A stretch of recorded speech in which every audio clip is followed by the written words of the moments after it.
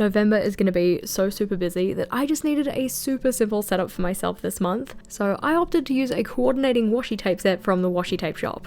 I always appreciate tapes that come in a set like this where everything is really cohesive, because it certainly helps me save time trying to find tapes that match myself. I thought that this tape set was going to be absolutely perfect for waterfall Dutch doors, so that is what we're setting up first, working our way from the backmost page to the front.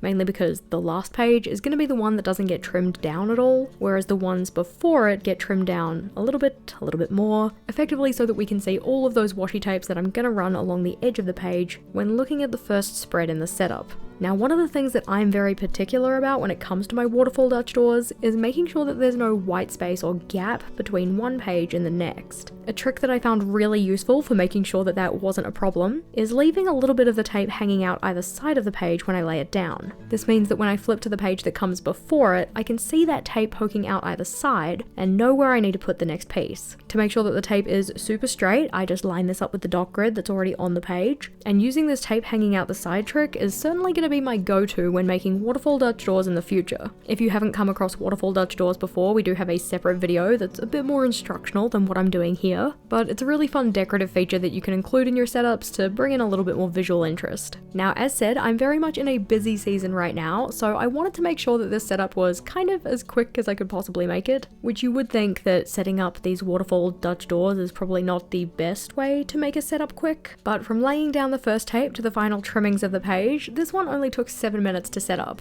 That time is spread across all of the spreads of the setup and really does make up the main decoration on these layouts. That meant that the time taken for each of the spreads individually was a lot less than it would usually be. Along with running the tapes down the right hand side of each of the spreads, I wanted to bring in some more balance by running it down the left hand side as well. This meant that I could incorporate more of the tapes because there are 7 of this size in the set, though one of them I opted not to use because I didn't think the colour worked quite as well with the other colours. This palette is very vintage fall, or at least that's the name I'm giving it, whereas the tape that I opted not to include had a kind of brighter green colour that looked more like pastel spring. Having 6 different tapes to use across all of the spreads though made for lots of different options when it came to decoration, whether that be along the sides of the page like we're doing here, or layering elements as we get into the rest of the setup. It's been quite a long time since I've worked with washi tapes like this, especially with such a coordinating set, which has kind of made me want to go and buy some more. If you have any recommendations for where you like to get washi tapes, I would love to hear it. These ones are from the washi tape shop like I mentioned, but they don't release too many sets that have tapes like this that are all coordinating. Certainly something that I'd like to explore more of. Whenever I make Dutch doors though, I do like to round off the corners, so I'm just using a corner punch to do that. I feel like it just makes the pages feel finished. You can just leave them straight edged and then you don't have to worry about any white space poking through at the corners, but I didn't think about that before I punched them out and I've decided I don't really mind. Or at least I'm going to keep telling myself that until I believe it properly. As said, waterfall Dutch door making took about 7 minutes and then it was on to the first page in the setup, which is my reflections page. I do think that my reflections page kind of needs a bit of a revamp. It's not so much that it's starting to feel a little stale because the sections do technically work for me, but I like to change things up in my journal and it feels like this layout has remained the same for several months now. Notably, I'm not changing it up this month, I'm keeping with the same sections in the same general layout, so that is wins, memories, challenges, lessons,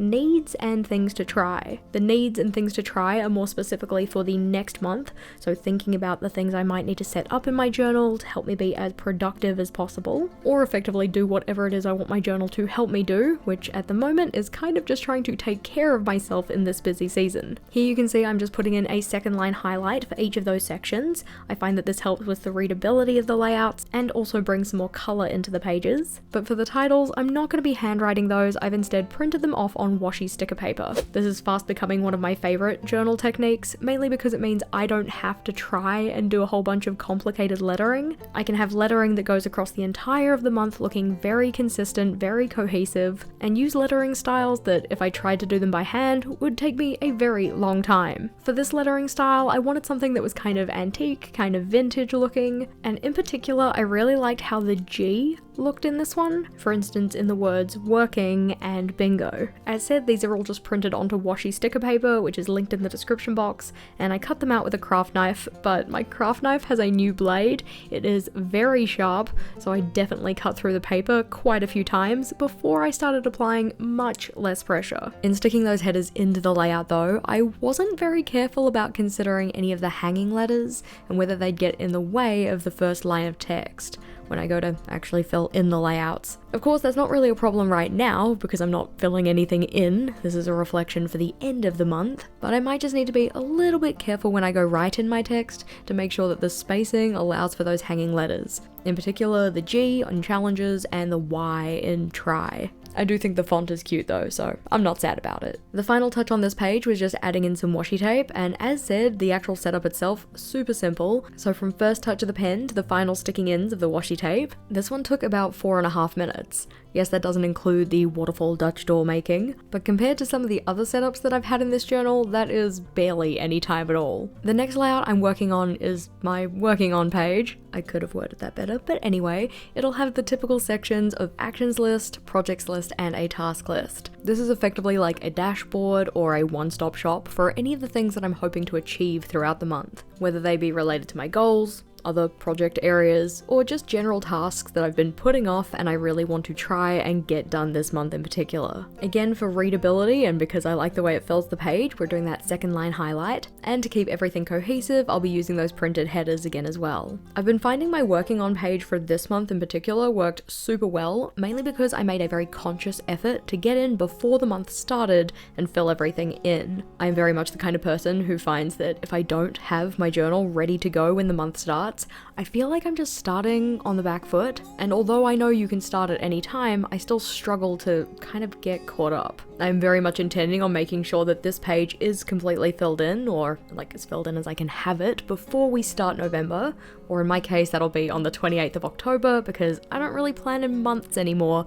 I plan in cycles. In terms of timing though, this was another super quick layout to set up, this one coming in about 3 minutes and 20 seconds, which for a lot of the journal layouts that I make, that is like nothing. For instance, I've started setting up my reading journal for next year, and I know that some of those layouts have taken me upwards of an hour, so 3.5 minutes, really not that much. Before we get into looking at the next layout we're setting up though, first we're having a flip back to see how this month was going. Even though I wasn't 100% super convinced by the theme that I went with, or maybe the execution of the theme, because I do love the ghosts and I do love the washi tape, but I think I love them more separately than together. I still found a lot of success with my journal this month. I found that I was using my monthly log pretty consistently up until the point I went away. I really enjoyed my self-care bingo board, and only having 9 items on that makes it a little bit more approachable and helps me kind of focus on the things that are gonna have some measurable impact on my baseline happiness or wellness. The work outputs layout had a little bit of wasted space, so I'm gonna be addressing that when I set it up again for the next month, and the packing list was certainly helpful for taking my trip.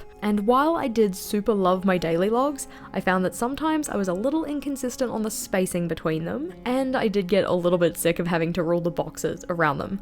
I say have to, I mean I chose to do that, but I'm going to be making sure that I don't use ruled boxes around my dailies for November. Following on with that idea of trying to be quick and kind of like streamline my setups as we're getting into that kind of busy season, making it so that my daily logging is super simple to set up is just going to be a good and helpful idea. Flipping on over though, the next layout we're setting up is my self-care bingo board. Now usually the very next layout I'd make would be a monthly overview, or for me like a cyclic overview for the 4-week period, but because of the waterfall Dutch doors, I don't actually have enough space to do the calendar the way I would like to on this spread in particular. Because I've cut down the edges of both the left hand side and the right, it means that I would have to make my boxes smaller to a point where I just know that the overview page would not work. I find that I very much like having at least 3 centimeters of horizontal space per day on any kind of calendar layout, and the space I have available on this spread wouldn't really allow for that. Instead, what I'm doing here is struggling through putting the title down for self-care bingo. I'm not going to go as far to say that I made the lettering too big, because it totally works for the rest of the layouts. It's just in this one I had to do a stacked header so that I could fit the words in without it going over to the other page. You can see that I played around with the exact positioning a couple of times until I found a location I actually liked, but thankfully the main content on my self-care self-care bingo page is the bingo board itself. I typically like to do a bingo board that is square, and given the fact that I'm working in a rectangular journal, that means I do have a little bit of extra space at both the top and the bottom, so the stacked title isn't really an issue. Now, if you've been around the channel for a while, you may know about some of my nemeses, one of them being blackout paper, because you have to use gel pens, and gel pens being another nemesis. And for a long while, I thought the paint pens were a nemesis as well. The only paint pens I'd ever used were the ones that you had to kind of like shake viciously for excessive amounts of time and then prime on a separate piece of paper so that you don't get like paint splooge all over your notebook. Ugh, nobody wants that. But recently, the folks over at Artex sent me their acrylic paint markers, and they are really cool.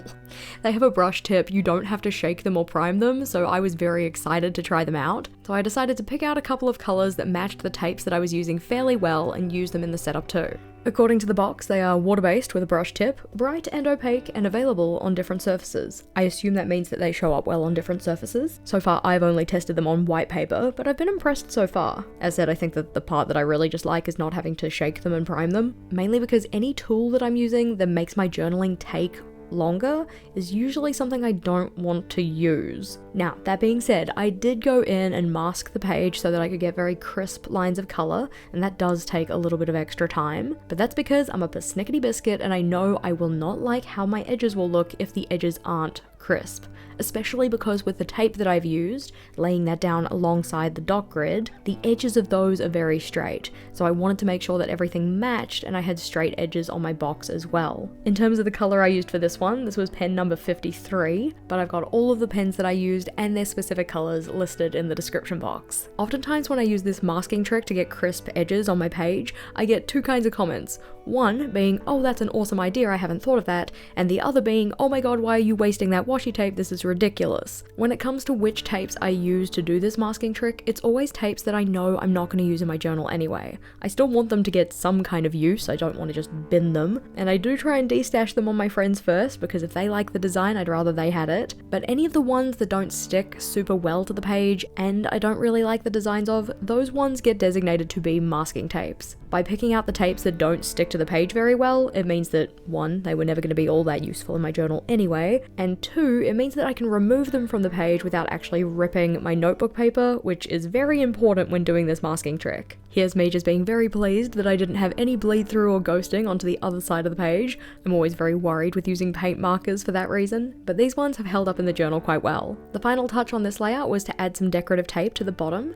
I was thinking of adding some kind of like a quote or anything, but I'm trying my darndest to lean into white space. I'm not very good at it, I might end up filling it in with something, but for now, it's looking pretty cute. This layout took about 10.5 minutes though. Notably, I haven't actually put in the bingo board. I'm going to be printing that one off on sticker paper and sticking it in, rather than ruling up the grid and writing in the items, mainly because I want the same lettering style that I've been using for all of the headers. But on the right hand side of the spread, this is where my work outputs layout is going. Notably, I already stuck the header in so that I could appropriately size the washi tape at the top of the spread, but including that stick-in time, it also took about 10.5 minutes to do this page as well. Going in first with the second line highlight, I'm using Tombow 990 for this. It's probably my favorite light brown Tombow. I do also like 942, that's a good alternative if you don't have 990, but when freehanding these second line highlights, I do like to use quite light colors, mainly because if they get a little bit cattywampus, go a little bit skew with, it's much less noticeable that I've stuffed up if I'm using a paler pen color. I'm bringing back that masking washi tape so that I can put in some boxes of paint as well, this time in color C15 because I wanted there to be a little bit of variation, and also I'm going to be using both paint pens when it comes to our next spread.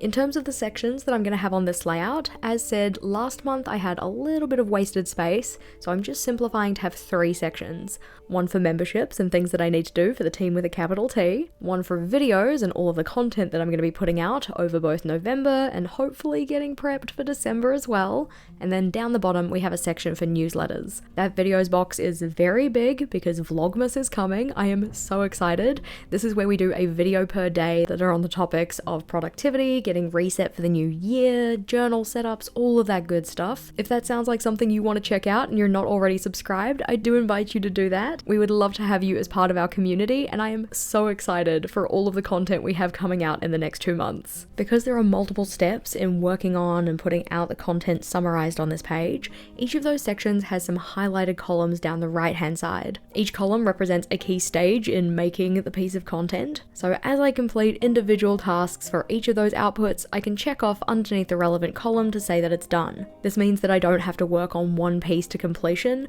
I can do things like batch making in terms of filming and editing, and still have a good idea of where I'm up to for any of those individual pieces. To indicate what each column means, I just use a little symbol. I typically use the same ones each time, so I don't really need any kind of key for this, and because the layout is only going to be used for a month, I can usually remember what everything represents. For instance, a little light bulb is idea generation, a little document means that I have all of the materials ready, unless it's for newsletters, and then it means draft talking points have been written. The little play button on the end of memberships and videos means that that thing has been published on YouTube, because my memberships are now solely on YouTube. If you wanted to know more information about our memberships and the exclusive videos and live streams that members get, then there's also more information about that in the description box too. Very much looking forward to getting in and populating this layout so that I feel cool, calm and collected as we approach the new month. But flipping over, here we are going to be putting in that monthly overview, or in my case, cyclic overview. If you were setting up layouts for yourself and wanted to use this as kind of inspiration, then this page would need a little bit of adjustment to make sure that you have enough space for all of the days of the month. But I'm doing something that I don't usually do in a monthly calendar, and that's putting one of the boxes across the middle of the spread. Originally, when I had planned out this spread, I just had my regular calendar dimensions, where I have no gaps between each of the days. Each column takes up 3 centimeters, and each row takes up effectively as much space as I can fit. But this left a lot of open space along the left-hand side of the page that honestly I couldn't be bothered filling with decoration. In trying to make this layout as simple and as easy to set up for myself, I didn't want to have to go and draw in a whole bunch of doodles or figure out how to stack washi tape so that it looked kind of like aesthetically pleasing. So instead what I did was expand my calendar layout so that it takes up the maximum amount of space possible. This meant that I didn't have any blank space that I felt compelled to fill with decoration, but it did mean that Thursday is going across the center of the spread. In terms of timing, this layout was the one that took the longest, coming in at about 24 minutes, and when you compare that to some of the other ones we had, which were like 3.5 minutes long, that is certainly a jump in time. If I had to also go in and do a bunch of decoration, the time would have been even longer. But the reason that this one took as long as it did is because I wanted to use more of those paint pens and still have crisp lines of color. This meant masking off the top section of each of the daily boxes, which certainly took a hot minute, but oh my gosh, I love the way they look when the boxes are nice and crisp and clean, and if I like the way my layouts look, I'm more inclined to actually get in and use them, so I'm not too worried about it. Plus, given the fact that I saved time on so many of the other layouts, I didn't mind spending a little bit of extra time on this one. To mask the page off, I again just used a washi tape that I'm not going to use in my journal otherwise. It's not really my style, it doesn't really stick in the way that I want it to. And I decided to use both of the paint pens and do an alternating color scheme, so changing the header color of the adjacent boxes when looking both horizontally and vertically. Because there's such a variety of colors in the washi tapes I was using, I did have a little bit of difficulty picking out the right color of paint pens. This meant a whole bunch of swatching, checking it against all of the tapes to see if it actually kind of fit the vibe. I did originally want to use a green, but despite 20% of the 60 pack of pens being a green color, I couldn't find one that really matched the tape specifically. Instead, I opted in for the 2 tones of brown, one that kind of matched one of the plaid tapes, and the other one matching that kind of brown background collage-y tape from before. It's kind of hard to describe, but I do think that the colors I picked out work quite well for the theme. I'm not too sure how much I'm going to use the paint pens in the rest of my setups. So for instance, my daily setups, my mid-month review, that kind of thing. But given the fact that the dry time was quite short, I am more likely to use it rather than having a pen that doesn't dry very quickly. Because as said, November's going to be busy, don't have a lot of time to fluff around. Another aspect that made the time taken just a little bit longer is that I ended up going over each of the paint sections twice on this page. I just wanted to make sure that the boxes were very consistent in terms of their kind of opacity and we didn't have any streaks. As said though, the paint dry time was quite short, so this didn't take too much extra time, or I didn't have to really sit around and just wait for the ink to dry so I didn't smudge things. Even though I was fairly cautious about it because I do not want paint smudges all over my journal. Even though it added to the time taken, I do think that going over each of the sections twice was worth it. The most satisfying part about doing this masking trick though is pulling the masking tape off and, provided you don't rip your page, seeing the excess paint pull away and getting those crisp boxes. Very satisfying. One of the nice parts about having my calendar boxes separate from each other rather than together, and also part of the reason I decided to separate them, is that I didn't have to include any dividing lines. This is effectively like the vertical and horizontal lines that you use when you make a grid, and because I haven't used any of those in the rest of the setup, adding them onto the calendar page would have felt like introducing a new element. When it comes to having cohesive setups and things feeling matchy-matchy, one of the things I like to consider is where I'm putting my line work. So am I drawing outlines on all of my boxes, or am I leaving them free-floating like we have here? To indicate where each of the boxes are in this case, we've instead used those coloured lines. So where they end both vertically and horizontally gives us that indication of where each of the daily boxes are. I also think that by not having the line work on the calendar, it makes the layout feel less heavy, and the little white space that we have between each of the boxes makes it feel like they have a little bit of breathing room. This might be more consideration than you want to put into your layouts, so you could just go with the option of it looks nice, so we did it this way. The things we definitely need on these calendar boxes though are numbers for each day of the week and the headers along the top. I just used the same lettering style and the same size that I did for the headers on the other pages. Normally I'd have these weekday headers so that they were a little bit smaller, but I really wanted them to stand out on this layout and also fill in the space so I didn't have to do any decoration. As said, the time taken for this layout was kind of like 24 minutes-ish, with that time certainly being increased by putting in all of the masking tape for the paint boxes and then going over them twice. But overall, in terms of filming this video, it took about an hour and a half all up. That of course doesn't include idea generation time or typing out all of the headers, though I type fairly fast and I know pretty much what I need to include each month, so that's not a lot of added time. But flipping back so that we can flip through, I'm pretty pleased with how this turned out. This is a bit of a different style for me. More typically I use PET tapes or kind of like bigger decorative stickers, or at least I've kind of started doing that. So going back to a theme where I'm just using a bunch of washi tapes that are kind of, you know, the straight edged washi tapes that you don't cut out individual elements from, that was a bit of fun and possibly something I'm keen to explore more of. Successfully using paint pens was also a highlight, so I'm probably going to see how I can include more of those in my layouts too. If you are still on the hunt for November journal inspiration though, then this playlist is the next one to check out. That one has all of my previous November setups, including one of my most favorite themes of all time, so click or tap on that one and I'll see you over there.